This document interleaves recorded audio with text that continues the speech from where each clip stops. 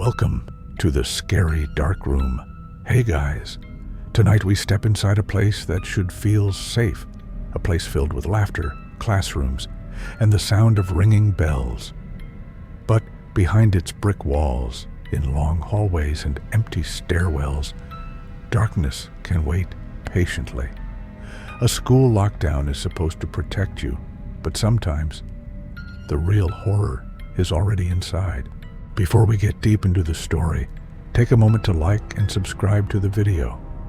And tell me in the comments, where are you watching from and what time is it right now?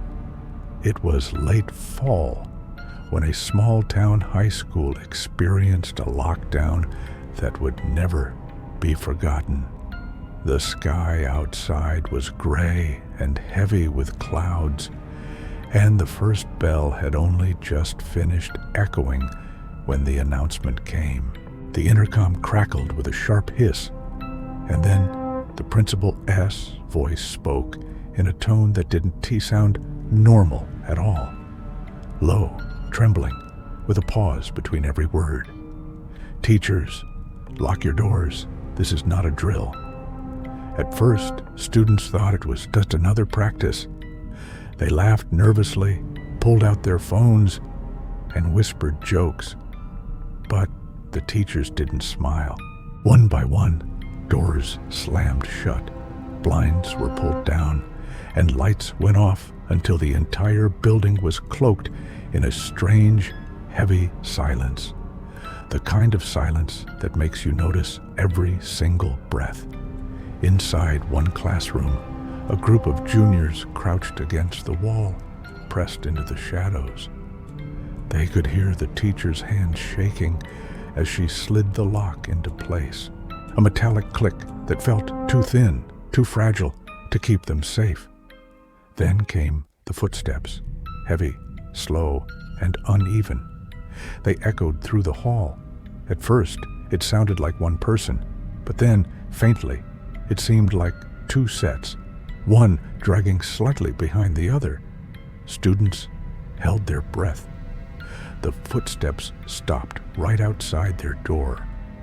A long pause. Then the sound of a hand pressing against the glass window. Fingernails scraped across it. A sickening, deliberate squeal. Someone whispered that maybe it was the police. But the teacher shook her head, eyes wide. Police wouldn't touch the glass. They would announce themselves. Whoever was outside wasn't supposed to be there. The sound moved on, the footsteps trailing down the hallway. Students dared to breathe again. Minutes passed. Maybe 10, maybe 20. Time had dissolved into a fog of fear. Then came another sound, the loud screeching fire alarm, filling every corner of the school with its shrill cry. The teacher's face went pale. Everyone knew the rule. During a lockdown, alarms could be traps, ways to lure students into the halls. But the alarm blared on, insistent, begging them to move. Somewhere down the hall, there was a scream, high-pitched, short, and then suddenly cut off. The kind of scream that didn't sound staged or playful. The kind that didn't end naturally, but was swallowed by something else. Students clamped their hands over their mouths, fighting the urge to cry out. The sound of footsteps rushed again, faster this time, pounding down the corridor like something hunting. Then the lights in the building flickered, once, twice, and then died. The classrooms were swallowed in pitch black. Only faint slivers of gray daylight leaked through the blinds. In that suffocating dark, they heard it again, the dragging footstep, closer this time, and the faint, wet sound of something being pulled across the floor. A shadow passed by the classroom window, taller than any student, moving slow, deliberate. Something about the way it paused at every door, pressing its weight against the frame, listening, sniffing. as if it could sense them inside. One student's phone buzzed suddenly, a sharp vibration in the silence. Heads whipped toward him, eyes wide, silently begging him to turn it off. But it was too late. The footsteps stopped. Right outside, a hand pressed against the glass again, harder this time, rattling it in its frame. The teacher clutched a pair of scissors, her knuckles white, though she knew it wouldn't matter. Then came the voice, low, broken, not the principal, not anyone they recognized. "I can hear you." The handle of the door jerked violently.